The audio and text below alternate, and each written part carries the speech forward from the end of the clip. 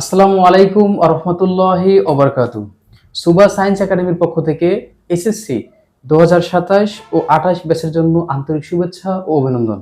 আজকে আমি আলোচনা করব উচ্চতর গণিতের ত্রিকোণমিতি 8.1 অধ্যায়টা নিয়ে। তো ত্রিকোণমিতির 8.1 অধ্যায়টা এটা আমরা আজকে বেসিক সহ গাণিতিক আলোচনা করার চেষ্টা করব। তো দেখো 8.1 যেটা সেটা হচ্ছে ত্রিকোণমিতি, ট্রাইগোনোমেট্রি। মানে কি? ত্রিভুজের পরিমাপ। কিসের পরিমাপ? ত্রিভুজের পরিমাপ। ট্রাইগোনোমেট্রি এটার হচ্ছে ত্রিভুজের পরিমাপ। তাহলে এই যে ট্রাইগোনোমেট্রি, ট্রাইগোনোমেট্রি মানে হচ্ছে কি? ত্রিভুজের পরিমাপ। ট্রাইগোনো শব্দ হচ্ছে কি? ত্রিভুজ।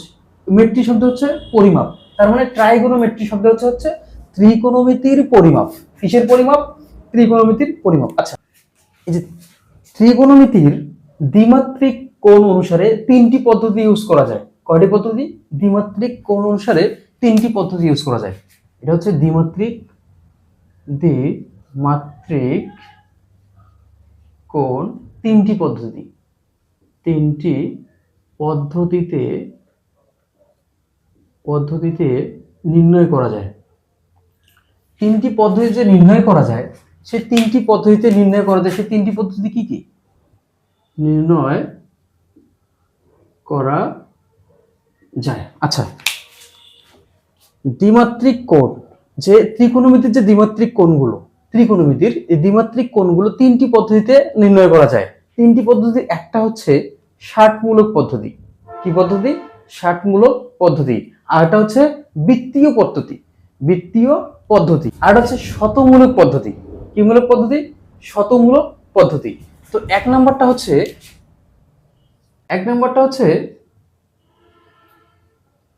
ষাটমূলক পদ্ধতি। এক নম্বরটা হচ্ছে ষাটমূলক পদ্ধতি, যার ইংরেজি নাম হচ্ছে কি? সেক্সাডেসিমাল সিস্টেম। এর ইংরেজিটা হচ্ছে কি? সেক্সাডেসিমাল সিস্টেম। সেক্সাডেসিমাল সিস্টেম। তাহলে ষাটমূলক পদ্ধতির ইংরেজিটা হচ্ছে সেক্সাডেসিমাল সিস্টেম। সেক্সাডেসিমাল সিস্টেম। আচ্ছা, ষাটমূলক পদ্ধতি যার ইংরেজি নামটা হচ্ছে সেক্সাডেসিমাল সিস্টেম। সেক্সাডেসিমাল সিস্টেম। আরেকটা হচ্ছে কি? আরেকটা হচ্ছে বৃত্তীয় পদ্ধতি। কি পদ্ধতি? বৃত্তীয় পদ্ধতি। দুই নম্বরটা হচ্ছে বৃত্তীয় পদ্ধতি। বৃত্তীয় পদ্ধতি। এই বৃত্তীয় পদ্ধতি, এই বৃত্তীয় পদ্ধতির ইংরেজি নামটা হচ্ছে সার্কুলার সিস্টেম। বৃত্তীয় পদ্ধতির, এই বৃত্তীয় পদ্ধতির ইংরেজি নামটা হচ্ছে সার্কুলার সিস্টেম। বৃত্তীয় পদ্ধতির ইংরেজি নামটা হচ্ছে কি? Circular system. এখন আরেকটা হচ্ছে শতমূলক পদ্ধতি। কি মূলক পদ্ধতি? তিন নম্বরটা হচ্ছে শতমূলক পদ্ধতি। আচ্ছা, এই যে শতমূলক পদ্ধতি, এটা কিন্তু তোমাদের লাগে না। শতমূলক পদ্ধতিটা তোমাদের লাগে না, এজন্য এটা নিয়ে তোমার কথা না বলে উচিত। যেহেতু তোমার শতমূলক পদ্ধতি লাগে না, ক্লাস 9-10 জন্য তোমার এটা না পড়লেও হবে। আচ্ছা, ষাটমূলক পদ্ধতি কি? ষাটমূলক পদ্ধতি মানে হচ্ছে ডিগ্রি, যার এককটা হচ্ছে ডিগ্রি। এটাকে কি দ্বারা প্রকাশ করা হয়? ডিগ্রি দ্বারা প্রকাশ করা হয়। আর বৃত্তীয় পদ্ধতি মানে হচ্ছে রেডিয়ান, যেটাকে রেডিয়ান দ্বারা প্রকাশ করা হয়। আচ্ছা, ষাটমূলক পদ্ধতি সম্পর্কে আমরা আলোচনা করব। সর্বপ্রথম আমরা আলোচনা করব এক নম্বর, সেটা হচ্ছে ষাটমূলক পদ্ধতি। ষাটমূলক পদ্ধতি।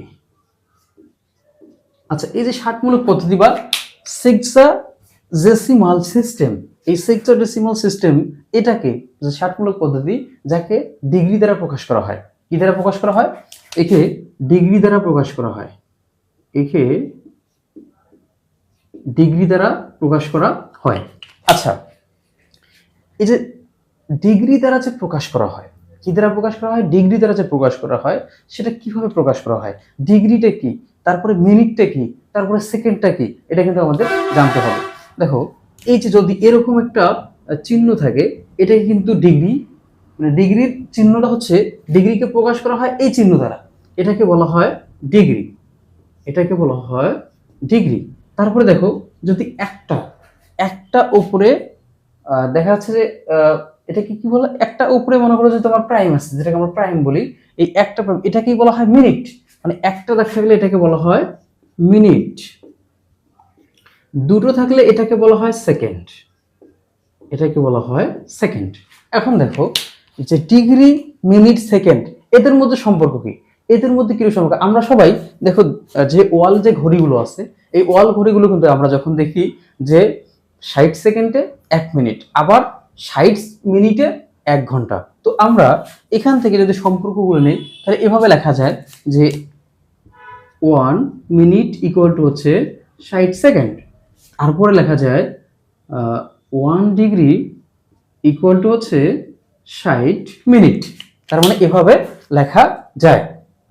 এখন দেখো ডিগ্রি মানে হচ্ছে কি, ডিগ্রি মানে কি যে কোনো কোণের যে পরিমাপগুলো, সেই পরিমাপগুলো হচ্ছে কি সরাসরি মান দ্বারা। যেমন মনে করো যে একটা কোণের, একটা যে কোনো কোণ, সেই কোণটার 3টি কোণের সমষ্টি হচ্ছে কত ডিগ্রি, 180 ডিগ্রি। কত ডিগ্রি, 180 ডিগ্রি। তো তুমি দেখা যাচ্ছে যে 180 ডিগ্রিকে যে কোনো একটা সংখ্যা দ্বারা, যদি দেখা যাচ্ছে 6 দ্বারা ভাগ দাও, কত আসে, 30, 30 ডিগ্রি। মানে এভাবে একটা মান আসবে, এভাবে কি আসবে, একটা মান আসবে। তো এই যে মানটা, এটাই হচ্ছে ডিগ্রি এককে। কি এককে, ডিগ্রি এককে। আশা করি বুঝতে পারছো। এখন দেখো এই যে ডিগ্রিটা পাইলাম, এই ডিগ্রির থেকে আমরা রেডিয়ান কিভাবে করব, এবং রেডিয়ান থেকে আমরা ডিগ্রি কিভাবে করব। তো তার আগে আমরা রেডিয়ানটাকে শিখি। রেডিয়ানটা কি, দেখো বৃত্তীয় পদ্ধতি, 2 নম্বরটা হচ্ছে বৃত্তীয় পদ্ধতি। বৃত্তীয়, আচ্ছা এই যে বৃত্তীয় পদ্ধতিটা, বৃত্তীয় পদ্ধতি যাকে কি রেডিয়ান দ্বারা প্রকাশ করা হয়। রেডিয়ান কি দ্বারা প্রকাশ করা হয়, রেডিয়ান। এই রেডিয়ান যার সংকেতটা হচ্ছে এই যে সি, ছোট ছোট হাতের যে সি, সেটাকেই রেডিয়ান দ্বারা প্রকাশ করা হয়। আচ্ছা আমরা যেরকম একটি ত্রিভুজের 3টি কোণের সমষ্টি 180 লিখলাম, এইখানে কিন্তু সেই 3টি কোণের সমষ্টি পাই রেডিয়ান লেখা হয়। কত রেডিয়ান লেখা হয়, পাই রেডিয়ান লেখা হয়। এই যে পাই রেডিয়ান, পাই রেডিয়ান এটাই হচ্ছে বৃত্তীয় পদ্ধতি। আবার দেখো এই যে বৃত্তীয় পদ্ধতি, এক রেডিয়ান, এক রেডিয়ান সমান কিন্তু আমরা কি লিখতে পারি, এক রেডিয়ান সমান আমরা কি লিখতে পারি, যে 1 রেডিয়ান ইকুয়াল টু হচ্ছে পাই ভাগ 2 এত সমকোণ। কারণ 1 রেডিয়ান সমান হচ্ছে 90 ডিগ্রি, 1 রেডিয়ান সমান কত ডিগ্রি, 90 ডিগ্রি, যেটাকে লেখা যায় পাই ভাগ 2 এত সমকোণ, এত সমকোণ। ঠিক আছে, বুঝতে পারছো। ডিগ্রির সাথে রেডিয়ানের কিরূপ সম্পর্ক, ডিগ্রির সঙ্গে রেডিয়ানের কিরূপ সম্পর্ক। আমরা যদি ডিগ্রির থেকে রেডিয়ানে প্রকাশ করতে চাই, ডিগ্রির থেকে রেডিয়ানে প্রকাশ করতে যাই, তাহলে আমাদের কি করতে হবে, ডিগ্রির থেকে রেডিয়ানে প্রকাশ করতে গেলে আমাদের যে এক এক ডিগ্রি ইকুয়াল টু হচ্ছে পাই ভাগ 180 এত রেডিয়ান। ঠিক আছে, এটা কিন্তু সূত্র, এটা তোমাদের সূত্র, যেগুলো দিচ্ছি এগুলো সবগুলো কিন্তু তোমাদের সূত্রের মধ্যেই পড়ে, এগুলো কিন্তু সূত্রের মধ্যেই পড়ে। তো দেখো 1 ডিগ্রি সমান হচ্ছে পাই ভাগ 180 এত রেডিয়ান। তার মানে ডিগ্রির সাথে রেডিয়ানের সম্পর্ক কিরূপ, পাই ভাগ 180, পাই ভাগ 180। তার মানে কি আমরা যে কোনো ডিগ্রিকে, যে কোনো ডিগ্রির মানকে পাই ভাগ 180 দ্বারা গুণ করলে আমরা কিন্তু রেডিয়ান পেয়ে যাবো। কি পেয়ে যাবো, রেডিয়ান পেয়ে যাবো। এখন দেখো রেডিয়ানের সাথে, রেডিয়ানের সাথে ডিগ্রির কিরূপ সম্পর্ক, রেডিয়ানের সঙ্গে ডিগ্রির কিরূপ সম্পর্ক। আমরা 1 রেডিয়ান ইকুয়াল টু লিখতে পারি 180 ভাগ হচ্ছে পাই এত ডিগ্রি। বুঝতে পারছো। তার মানে ডিগ্রির সঙ্গে রেডিয়ানের সম্পর্ক হচ্ছে 1 ডিগ্রি সমান হচ্ছে পাই ভাগ 180 রেডিয়ান, আর 1 রেডিয়ান সমান হচ্ছে 180 ভাগ পাই এত ডিগ্রি। ক্লিয়ার, বুঝতে পারছো। তার মানে আমরা এখন এই ডিগ্রির থেকে রেডিয়ান, আবার রেডিয়ান থেকে ডিগ্রি, এগুলো কিন্তু প্রকাশ করতে পারবো। তো দেখো এই যে রেডিয়ানের ক্ষেত্রে যে 1 রেডিয়ান সমান, যে একটা বা একটা 1 রেডিয়ান, রেডিয়ান একটি ধ্রুবকোণ, এটা কিন্তু খুব আসছিল, অনেকগুলো পরীক্ষা আসছে, রেডিয়ান একটি ধ্রুবকোণ। তো আমরা রেডিয়ান একটি ধ্রুবকোণ, এটা কিন্তু এখন একটু প্রমাণ শিখবো। এখন আমরা শিখবো যে রেডিয়ান কোণ একটি ধ্রুবকোণ, রেডিয়ান কোণ হচ্ছে একটি ধ্রুব কোণ। দেখো মোস্ট ইম্পর্টেন্ট, এটা অনেক ইম্পর্টেন্ট। আচ্ছা রেডিয়ান, রেডিয়ান কোণ একটি ধ্রুব কোণ। এটা আমরা প্রমাণ করব। কি করব? প্রমাণ করব। যে প্রমাণ করো, এটা প্রমাণ করতে হবে আমাদেরকে। প্রমাণ করতে বলছে যে প্রমাণ করো যে রেডিয়ান কোণ হচ্ছে একটি ধ্রুব কোণ। এটা আসছিল যশোর বোর্ড, বরিশাল বোর্ড 21-এ আসছিল, তারপরে বরিশাল বোর্ড 19-এ আসছিল, দিনাজপুর বোর্ড 17 আসছিল। দেখো কতটা ইম্পর্টেন্ট এই যে রেডিয়ান কোণ যে একটি ধ্রুব কোণ, এটা কতটা ইম্পর্টেন্ট। দেখো যশোর বরিশাল 21-এ আসছিল, তারপরে আবার বরিশাল 19-এ, আবার আপাতত দিনাজপুর বোর্ডে কত আসছিল? 17 সালে। তার মানে এটা অনেক ইম্পর্টেন্ট যে রেডিয়ান কোণ একটি ধ্রুব কোণ, এটা আমাদের প্রমাণ করতে বলছে। প্রথমে আমরা একটা যে রেডিয়ান যে কোণটা, রেডিয়ান কোণটা আমরা অঙ্কন করব। কি করব? রেডিয়ান কোণটা অঙ্কন করব। আচ্ছা রেডিয়ান কোণটা কি? রেডিয়ান কোণটা কাকে বলে? রেডিয়ান কোণটা কি বা রেডিয়ান কোণটা কাকে বলে আগে আমরা এটা শিখি। দেখো যদি এটা একটা বৃত্ত হয়, যে এটা হচ্ছে একটা বৃত্ত, এই যে বৃত্তটার, এই বৃত্তটার এটা হচ্ছে একটা কেন্দ্র, এটা কি একটা কেন্দ্র, এই কেন্দ্র থেকে এটা হচ্ছে একটা ব্যাসার্ধ। তো রেডিয়ান কোণটা হচ্ছে ব্যাসার্ধের সমপরিমাণ বা ব্যাসার্ধের সমান যদি আমরা বৃত্তচাপ অঙ্কন করি, যে এই ব্যাসার্ধ যতটুকু ঠিক ততটুকু এখানে আমরা একটা কি করলাম? বৃত্তচাপ অঙ্কন করলাম। মানে এই ব্যাসার্ধ এই মানটা একই, মানে এটাও আর। তাহলে এই যে কেন্দ্রে যে কোণ উৎপন্ন করে, এটাই হচ্ছে রেডিয়ান কোণ। এই কেন্দ্রে যে কোণটা উৎপন্ন করছে, এটাই হচ্ছে রেডিয়ান কোণ। আশা করি বুঝতে পেরেছো। এটা আমাদের প্রমাণ করতে হবে। কি করতে হবে? যে আমাদের প্রমাণ করতে হবে যে এই রেডিয়ান কোণটা একটা ধ্রুব কোণ। তাহলে রেডিয়ান কোণটা কি বুঝতে পারছো? যে যতটুকু ব্যাসার্ধ ঠিক ততটুকু বৃত্তচাপ কেন্দ্রে যে কোণ উৎপন্ন করবে, সেটাই হচ্ছে রেডিয়ান কোণ। আচ্ছা আমরা এই যে কেন্দ্র থেকে এখানে একটা লম্ব অঙ্কন করি, কেন্দ্র থেকে এখানে একটা লম্ব অঙ্কন করি, এটাকে আমরা এ বিন্দু দেই, এটা হচ্ছে বি, এটা হচ্ছে সি, এটা হচ্ছে পি। আচ্ছা আমাদের প্রমাণ করতে হবে যে এই কোণ পি ও বি এটা হচ্ছে একটি ধ্রুবকোণ। একটি কি কোণ? ধ্রুবকোণ। তো বিশেষ নির্বাচন, বিশেষ নির্বাচন হচ্ছে মনে করি ও কেন্দ্র বিশিষ্ট এ বি সি বৃত্তে, ও কেন্দ্র বিশিষ্ট এবিসি বৃত্তে, এবিসি বৃত্তে কোণ পি ও বি, কোণ P O B 1 radian. Radian প্রমাণ করতে হবে যে, প্রমাণ করতে হবে কোণ P O B equal to হচ্ছে, পি ও বি একটি ধ্রুব কোণ, একটি ধ্রুব কোণ। এটা আমাদেরকে প্রমাণ করতে হবে। আশা করি বুঝতে পেরেছো। আমরা কি দেখলাম যে ও কেন্দ্র বিশিষ্ট এবিসি বৃত্তে, এবিসি বৃত্তে কোণ পি ও বি একটা এক সমকোণ। কোণটি হচ্ছে এক সমকোণ। আচ্ছা আমরা যে এই যে এখানে যে লম্বটা অঙ্কন করলাম, এখানে যে লম্বটা অঙ্কন করলাম, সেই লম্বটা আমরা লিখতে হবে। এটা হচ্ছে অঙ্কন, এটা হচ্ছে অঙ্কন। তাহলে আমরা কি অঙ্কন করলাম? যে ও বি ব্যাসার্ধের উপর, ও বি ব্যাসার্ধের উপর ও বিন্দু থেকে একটা কি অঙ্কন করি? লম্ব অঙ্কন করি। যে ও বি ব্যাসার্ধের উপর, ব্যাসার্ধের উপর ও এ লম্ব অঙ্কন করি। আচ্ছা এখন আমরা যে এই যে ব্যাসার্ধটার উপর ও এ একটা লম্ব অঙ্কন করলাম, কি করলাম? লম্ব অঙ্কন করলাম, সেই ভাষাটাই এখানে আমরা লিখলাম। এখন হচ্ছে প্রমাণ। দেখো এখন আমরা প্রমাণটা কিভাবে প্রমাণ করব। দেখো প্রমাণটা, আচ্ছা আমরা যে এখানে লম্বটা অঙ্কন করছি, কি অঙ্কন করছি? লম্ব। আচ্ছা এই লম্বটা, এই যে একটা বৃত্ত, এটাকে 4 ভাগে বিভক্ত করে নাই? কয় ভাগে বিভক্ত করছে? 4 ভাগে। মানে পরিধি, এই পরিধিটা কত ভাগে বিভক্ত করছে? 4 ভাগে বিভক্ত করছে।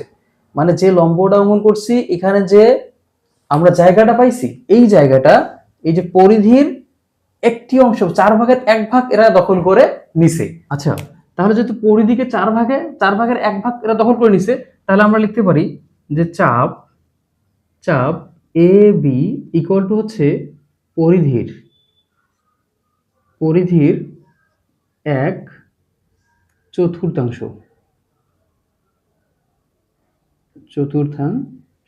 তাহলে পরিধি হচ্ছে 1/4 মানে 4 ভাগের 1 ভাগ।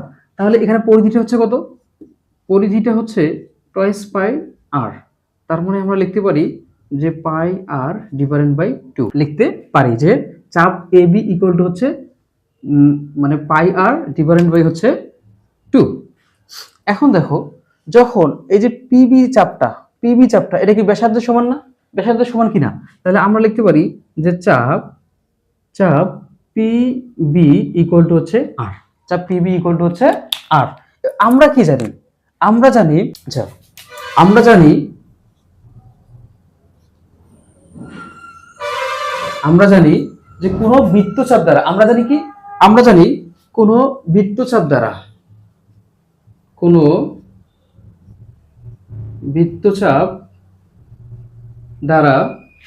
বৃত্তচাপ দ্বারা কেন্দ্রস্থ কোণ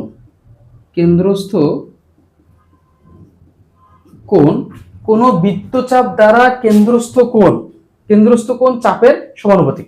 চাপের কি সমানুপাতিক? চাপের সমানুপাতিক। তাহলে আমরা কি লিখতে পারি? এইখানে লিখতে পারি যে চাপ এ বি ডিভাইডেড বাই হচ্ছে চাপ পিবি। যেহেতু হচ্ছে কি